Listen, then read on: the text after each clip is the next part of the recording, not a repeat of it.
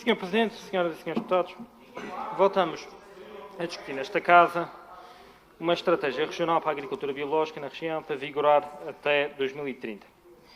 E este diploma é claro em apelar a uma adoção de um verdadeiro plano de ação para a agricultura biológica, adotado no início de 2021, seguindo os instrumentos europeus importantes para acompanhar o crescimento vindouro do setor. E é de facto importante, como foi referido pela deputada que me antecedeu, é importante importar a estratégia do prado ao prato e a estratégia da biodiversidade, garantindo uma ambição da qual partilhamos, de que a região participe no objetivo europeu de estender a agricultura biológica a 25% das terras agrícolas até 2030. Mas da ambição e da intenção à realidade vai um grande passo.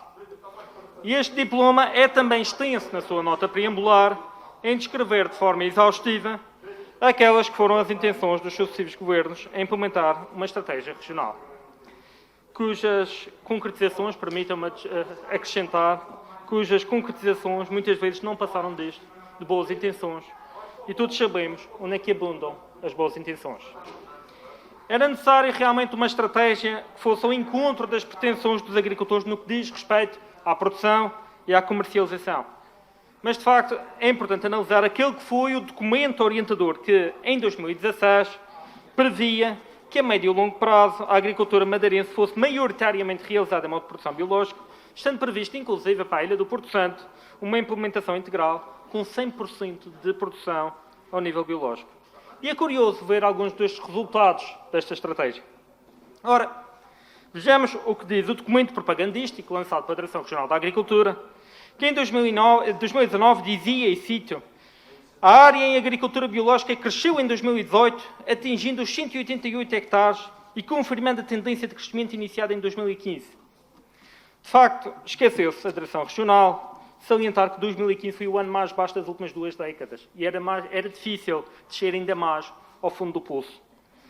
Esquece também a Direção Regional de referir que este aparente grande crescimento continua a representar uma perda de mais de 60 hectares do que existia em 2009, quando existiam na altura 248 hectares.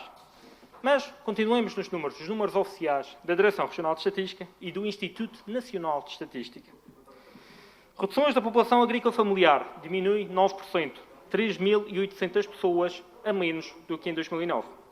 Redução de cerca de 15% da superfície agrícola útil. A nível nacional, a superfície agrícola aumentou 8,1% face a 2009. Aqui diminuiu. Quebras significativas na maior parte das culturas. Redução do número de explorações agrícolas e da área média por exploração. Uma redução de quase 30% de área cultivável. A nível nacional, a dimensão média das explorações aumentou 13,7%. Aqui diminuiu. Diminuição drástica dos números de produção animal.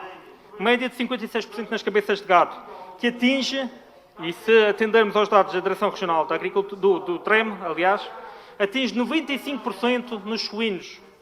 A nível nacional, verifica-se um aumento dos efetivos de animais, mais 10,6% bovinos, mais 15,7% suínos. Aqui diminuiu.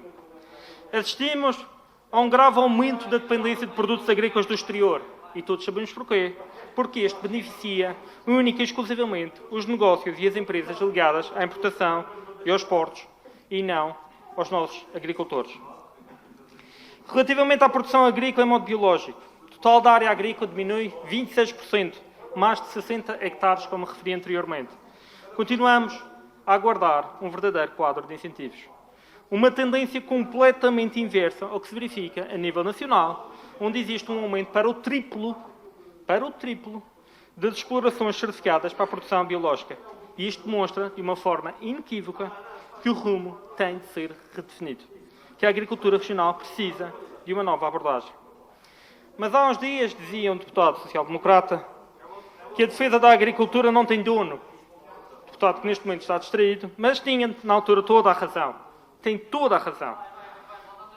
E relembre-se que toda esta oposição viabilizou este documento do PSD porque era necessário realmente recomendar ao Governo que assumisse de uma vez por todas as rédeas de um setor que há muito tempo desconsiderou e abandonou. Aguardamos agora para ver se o PSD mantém esta mesma postura quando o diploma é muito mais completo e vai ao cerne da questão. Aparentemente só tem um problema, nasceu do lado errado do hemiciclo. Senhor Presidente, senhoras e senhores deputados, já o dissemos, voltamos a repetir, há uma clara negligência governativa que tem colocado sérias pressões sobre um setor que está cada vez mais enfraquecido. Estes números têm de nos fazer refletir, o setor primário tem de ser fortalecido e esta Casa tem a obrigação de garantir o apoio agrícola familiar e a soberania alimentar na região.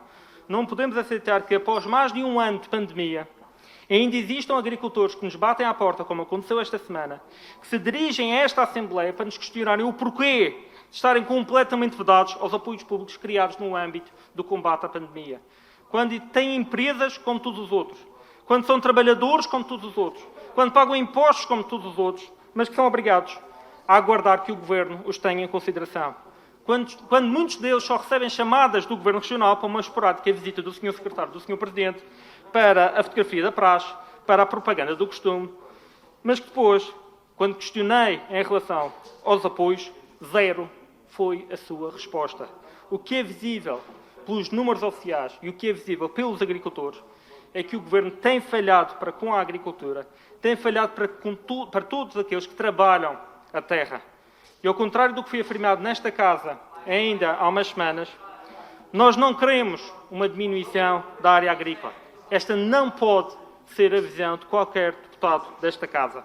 Nós queremos mais área agrícola, nós queremos mais agricultores, nós queremos uma maior produção, porque isso sim garantirá o futuro da nossa sustentabilidade, da sustentabilidade da economia do setor primário e só assim garantiremos a real competitividade dos nossos produtos e a sobrevivência da nossa agricultura. Muito obrigado. Muito obrigado, Sr. Deputado Rafael Nunes, do JPP.